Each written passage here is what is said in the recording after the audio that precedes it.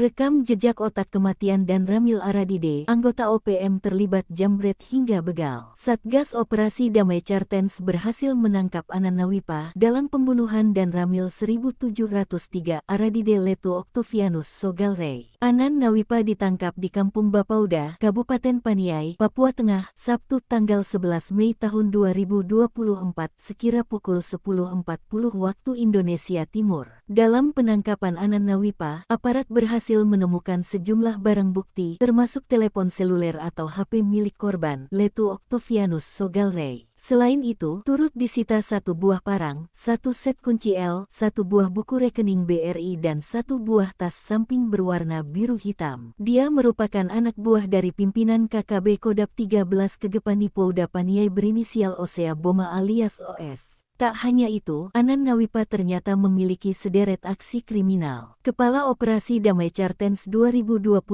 Kombes Faizal Ramadhani mengatakan, Anan dilaporkan melakukan curanmor sebanyak 12 sepeda motor dan 2 kasus penjambretan. Atas aksinya, Anan Nawipa pernah ditangkap oleh Polres Nabire namun Anan berhasil melarikan diri. Faizal mengungkap pembunuhan terhadap dan Ramil Aradide melibatkan 7 orang anggota OPM. 6 orang diantaranya masih buron usai Anan Nawipa ditangkap lebih dulu. Kini Anan masih dilakukan pendalaman oleh pihak kepolisian di Polres Paniai.